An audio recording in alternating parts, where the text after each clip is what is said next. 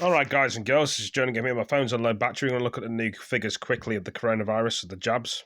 For the first time in more than 5 months, coronavirus is no longer the leading cause of death in England and Wales. Today's daily figures show that 2,729 new cases of coronavirus have been reported in the UK, with 18 more deaths within 28 days of a positive test. The total number of people who've died with the virus is now 127,345. Well, as for the vaccine, another 117,909 people have had their first jab, while 416,784 people got their second. And that means more than 44 million jags have now been given out across the UK. But of course, as the vaccine programme in the UK progresses, new vaccines will be a central plank of the drive to keep up the momentum. In Stockton-on-Tees, a new vaccine from the American company Novavax is already in production whilst they wait for approval from the vaccine regulator. Our business correspondent Paul Kelso reports.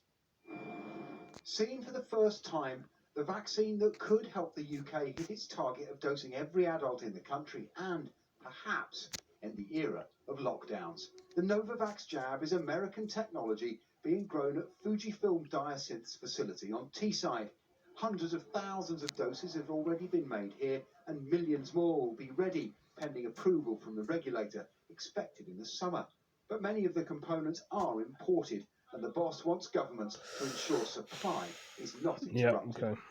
The pharmaceutical industry, I think, has done a fantastic job worldwide collaborating to make sure that the components and the drugs that are being manufactured are exactly where they need to be. I'm hoping that collaboration can continue across borders as well as across the companies. This is something that we're going to be injecting into friends, family, colleagues, people we know. So the level of control we have is extremely high, and we are very confident that we'll be able to control and make this vaccine correctly.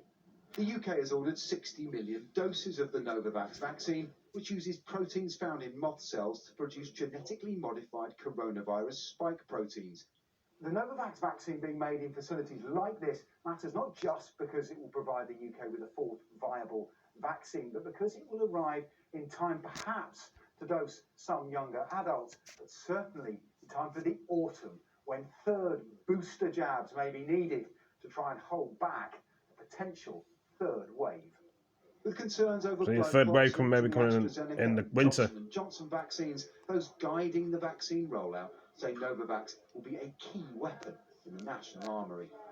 Like all these vaccines, the more that we can manufacture in the UK, the better potentially it is in terms of procuring them for the UK population.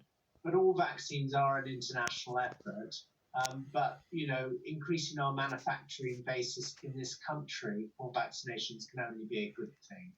The vaccine is being hailed as a cure for the economic ills of the North East too, with doses produced here in Britain's petrochemical crucible due to be bottled and packed 30 miles away in Barnard Castle. With continued tension over vaccine nationalism, a homegrown shot, even one designed in America and made by a Japanese company, is welcome. Paul Kelso, Sky News in Teesside. Well, that's very interesting for guys and girls. The Prime Minister has offered an unreserved apology for failures to properly commemorate Black and Asian service personnel who died fighting for the British Empire. Well, the investigation has blamed pervasive racism after hundreds of thousands of veterans worldwide were not remembered in the same way as their white counterparts. The Defence Secretary told MPs there could be no doubt it was down to prejudice. I want to apologise for the failures to live up to their founding principles all those years ago and express deep regret that it has taken so long to rectify the situation. The families of 5 men shot dead by soldiers in Northern Ireland on Bloody Sunday are to make a legal challenge to the decision not 1972 Bloody Sunday in Northern Ireland. members of the Parachute Regiment. The High Court has given the families permission for judicial review. 13 civilians died. Could they come back again, the Sunday thing of Northern Ireland Civil War? They got a new RA in Northern Ireland. The funeral has been held in Minneapolis of Dante Wright, the 20-year-old black man shot dead by police while the trial of Derek Chauvin was taking place in the same city.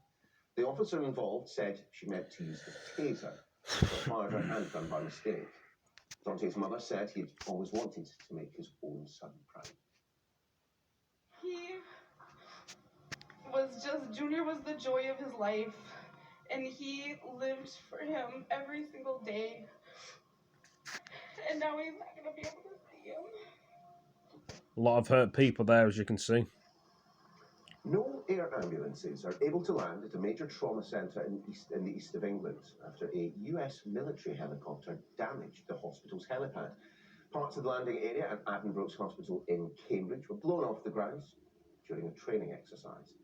Patients are now being flown to Cambridge City Airport and then have to complete the journey by road. In recent months, Marcus Rashford has shown that he is equally adept in the political arena as he is on the football pitch. But now the England striker is branching out into another area, the kitchen. This time he's teaming up with the Michelin-starred chef Tom Kerridge for a new campaign to help end child food poverty. Been drinking this passion fruit and 6 passion fruit apple still water. I drank most of it, you can see. Bit of curry powder, 1 carrot, 1 onion, some peanut butter. Cooking programs, I think. A list designed not to intimidate. This stir fry is one of 52 pocket-friendly meals created by Michelin-star chef Tom Kerridge that promise to be easy and affordable, the latter vital when every penny counts. The people that we're trying to help and reach here are on a budget, okay? So frozen veg and tin product works really well for that because you only take out what you need. We want kids who are eating toast and cereal for 3 meals a day to be actually engaging in food. This is where it's so important for us. At the helm of this project alongside him, the international footballer on the front line of this cause. Last year, Marcus Rashford forced the government to extend free school meals for struggling families. This is for adults or children who don't cook but want to learn. He's crafted these meal tutorials for beginners. Everything we've done thus far has been sort of a last minute action that we've had to take. Otherwise, they're gonna suffer dramatically. So I feel like now. So UK total doses 4445025 if you can't see it because of the blurriness on the screen. So you can put my finger. The two were brought together by shared experiences of growing up in single-parent households on low incomes. They know how crucial food is to children and value food banks like this. Kids can't concentrate if they're hungry and their tummies are rumbling. So for us to be able to support those children and families in need right now, and sadly we feel that demand will grow. You know, as furlough scheme comes to a close, sadly we're going to see the numbers rise again. Every effort is now being made for families to feel comfortable in their kitchens so that no child goes to bed hungry, as the footballer who protected free school meals is now also making them himself. Ashna Harinag, Sky News. That's good. Tributes have been paid to the lead singer of the Bay City Rollers, Les McEwen, who's died suddenly at the age of 65.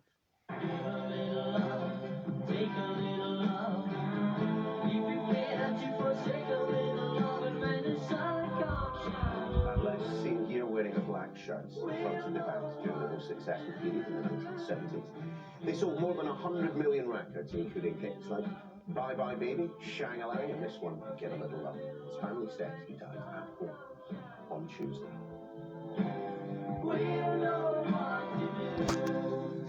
As you can see there, the TV just turned itself off again. I don't know why. The TV turned itself off when I was watching that. Sometimes it just doesn't work properly, unfortunately. But you know I'm a Bay City Rollers fan. That was news at 10 coming up in the press preview. Plenty of stories, presumably on the lobbying, but this one on the front of the Financial Times. Indeed it is. Guess what? Cameron lobbied senior Treasury and Bank of England officials in Greensill pitch. Tonight, we're going to be joined by the Financial Times Whitehall editor, Sebastian. like I say, if you guys girls want to watch more of this, watch it on your news channel or on Sky News or any other news channel. But anyway, I'm going to be ending this video because my phone's going to low battery, obviously. You can just about see me in the background.